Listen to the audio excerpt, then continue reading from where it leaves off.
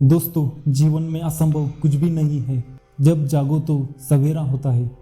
अगर आपको यह लगता है कि मेरे जीवन में बहुत बुरे काम किए हैं और अब इन गलत कामों को सुधारने के लिए कोई भी विकल्प नहीं है, तो आपको यह गौतम बुद्ध की जीवन की यह कहानी एक बार अवश्य सुननी चाहिए। तो बिना देरी के कहानी को शुरू करते हैं। एक दिन एक किसान बुद्ध के पास आया और बोला, महाराज, मैं एक साधारण सा किसान हूँ। मैं बीज बोकर हल चलाकर अनाज उत्पन्न करता हूँ और तब मैं उसे ग्रहण करता हूँ, किंतु इससे मेरे मन को तसल्ली नहीं मिलती। मैं ऐसा कुछ करना चाहता हूँ जिससे मेरे खेत में अमृतत्व के फल उत्पन्न हो जाए। कृपया मुझे आप मार्गदर्शन दीजिए जिससे मेरे खेत में अमृतत्व के फल उत्पन्न हो जाए। यह बात सुनकर गौतम बुद्ध मुस्कुराकर बोले, भले ही तुम्हें अमृतत्व का फल तो अवश्य मिल सकता है, किंतु इसके लिए तुम्हें खेत में बीज ना बोकर अपने मन में बीज बोने होंगे। यह सुनकर किसान हैरानी से बोला, प्रभु, यह आप क्या कह रहे हैं? भला मन में बीज बोकर भी फल प्राप्त हो सकता है? बुद्ध बोले, हाँ, बिल्कुल हो सकता है। और इन बीजों से तुम्हें जो फल प्राप्त होंगे वो वाकई में साधारण ना होकर अद्भुत होंगे, जो तुम्हारे जीवन को भी सफल बनाएंगे और तुम्हें नेकी की राह भी दिखाएंगे। तब किसान ने कहा, प्रभु, तब तो मुझे अवश्य बताइए कि मन में बीज कैसे बोते हैं। बुद्ध बोले, तुम मन में विश्वास के बीज को विवेक का हल चलाओ, ज्ञान के जल से उसे सींचो और उसमें नम्रता का वर्क डालो। इससे तुम्हें अमृतत्व का फल प्राप्त होगा। उसे खाकर तुम्हारे सारे दुख दूर हो जाएंगे और तुम्हें असीम शांति का अनुभव होगा। गौतम बुद्ध से अमृतत्व के फल की प्राप्ति की बात सुनकर किसान की आंखें खुल गई और वो समझ गया कि अमृतत्व के फल अच्छे विचारों के द्वारा ही प्राप्त किया जा सकते हैं। एक बार भगवान बुद्ध भिक्षा के लिए एक किसान के यहाँ पहुँचे।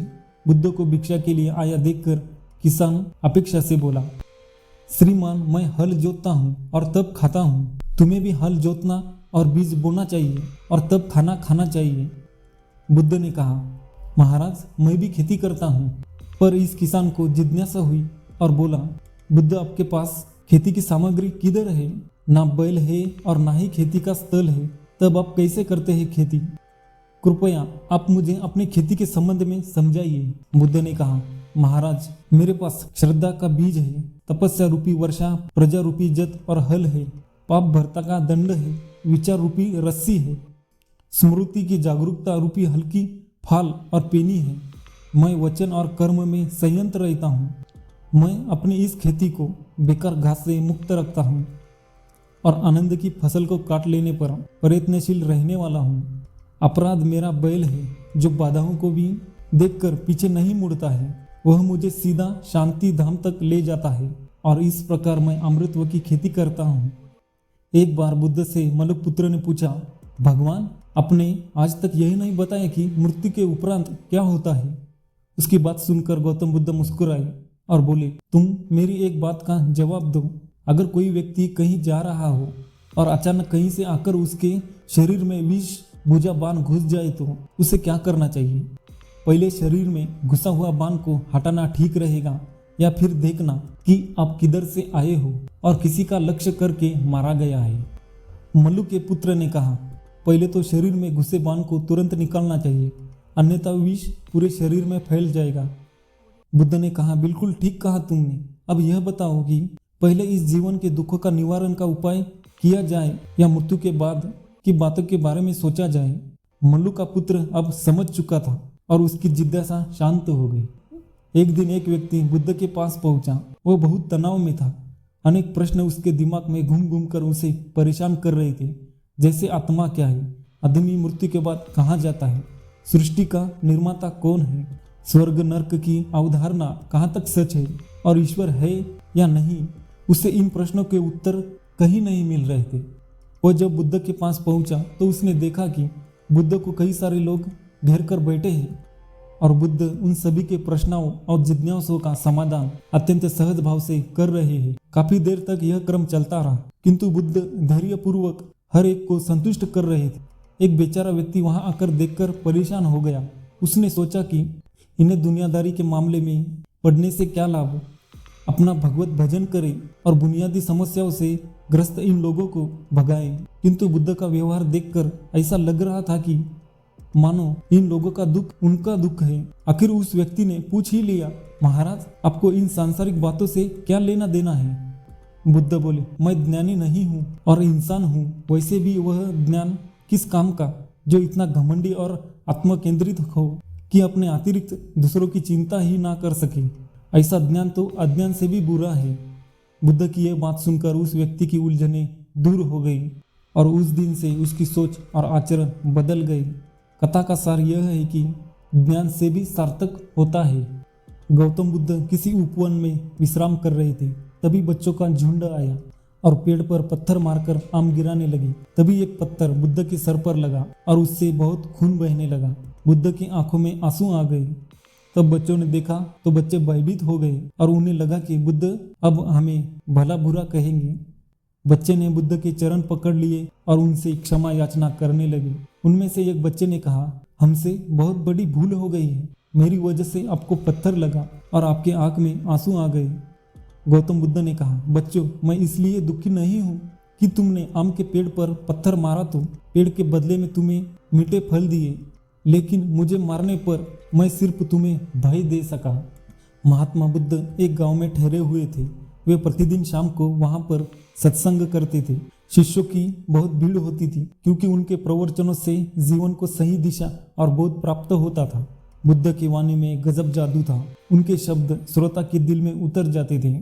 एक युवक प्रतिदिन बुद्ध का प्रवचन सुनता था। तब एक दिन प्रवचन समाप्त हो गया तो वह बुद्ध के पास आया और बोला, महाराज मैं काफी दिनों से आपका प्रवचन सुन रहा हूँ, किंतु यहाँ से जाने के बाद मैं अपने गृहस्थ जीवन में वैसा सदाचरण नहीं कर पाता जैसा यहाँ से सुनकर जाता हूँ। इससे सत्संग के महत्व पर शंका भी होने लगती है। बताइए अब मैं क्या करूँ? बुद्ध ने उस युवक को बांस की टोकरी देते हुए उसमें पानी भरकर लाने के लिए कहा। युवक टोकरी में जल भरने में असफल रहा। बुद्ध ने यह कार्य निरंतर जारी रखने के लिए कहा। युवक प्रतिदिन टोकरी में जल भरने का प्रयास करता था किंतु सफल नहीं हो पाता था। कुछ दिनों बाद बुद्ध ने उससे पूछा, इतने दिनों से टोकरी में लगातार जल डालने से क्या टोकरी में कोई फर्क नजर आया? युवक बोला, हाँ एक फर्क जरूर नजर आया। पहले टोकरी के साथ मिट्टी जमा होती थी, अब वह साफ दिखाई देती है। कोई गंदगी नहीं दिखाई देती और इसके छेद पहले जितने बड़े नहीं रहे और वो बहुत छोटे हो गए हैं। तब बुद्ध ने उसे समझाया, यदि इसी तरह उस पानी में निरंतर डालते रहोगे तो कुछ दिनों में यह छेद फूलकर बंद हो जाएंगे और टोकरी में पानी भर पाओगे। इसी प्रकार जो निरंतर सत्संग करते हैं उनका मन एक दिन अवश्य निर्मल हो जाता है। अवगुणों के छिद्र भरने लगते हैं और गुणों का जल भरने लगता है। युवक ने बुद्ध से अपनी समस्या का समाधान पा लिया और उसे पता चला कि निरंतर सत्संग से दुर्जन से भी सज्जन हो सकते हैं, क्योंकि महापुरुषों की पवित्र वाणी उनके मानसिक विकारों को दूर कर उनमें सद्विचारों का आलोक प्रसारित कर देती है। एक गांव में एक धनी सेठ रहता था। धनी सेठ के पास 7 पुश्तों के पालन पोषण जितना धन था। उसका व्यापार चारों तरफ से फैला हुआ था, किंतु फिर भी उसका मन अशांत रहता था। कभी धन की सुरक्षा की चिंता तो कभी व्यापारिक प्रतिस्पर्धा में आगे निकलने की तनाव का चिंता, और तनाव के कारण वह अस्वस्थ रहने लगा। उसके मित्र ने उसकी गिरती दशा देखी और उसे बुद्ध के पास जाने के लिए सलाह दी। सेठ बुद्ध के पास पहुंचा और अपनी समस्या बताई। बुद्ध ने उसे सांत्वना देते हुए कहा, तुम घबराओ मत, तुम्हारा कष्ट अवश्य दूर होगा, बस तुम यहाँ कुछ दिन रहकर ध्यान किया करो। बुद्ध के कहे अनुसार सेठ ने रोज ध्यान करना शुरू कर दिया, किंतु सेठ का मन ध्यान में नहीं लगा। जैसे ही ध्यान करने बैठता था फिर उसका मन अपनी दुनिया में चला जाता था और उसने बुद्ध को यह बात बताई, किंतु बुद्ध ने उसका कोई उपाय नहीं बताया। थोड़ी देर बाद जब सेठ बुद्ध के वन में सायकालीन भ्रमण कर रहा था तो उसके पैर में एक कांटा चुभ गया। वह दर्द के मारे डरने लगा। बुद्ध ने कहा, बेहतर होगा कि तुम जी खड़ा करके कांटों को निकाल दो, तब इस दर्द से मुक्ति मिल जाएगी। सेठ ने मन को संभाल कर कांटे को निकाल दिया, तब उसे चैन मिला और बुद्ध ने उसे समझाया, ऐसे ही लोभ, माया, क्रोध, घमंड और द्वेष के कांटे तुम्हारे मन में गड्ढे हैं। जब तक अपने मन की संकल्प शक्ति से उन्हें नहीं निकालो तो अशांत ही रहोगे। सेठ का अज्ञान बुद्ध के इन शब्दों से दूर हो गया और उसने निर्मल हृदय की राह पकड़ ली। अपने क्रूप व्यक्तियों से मुक्ति पाने के लिए एक संकल्प बुद्ध अनिवार्य है और उसने निर्मल हृदय की राह पकड़ ली।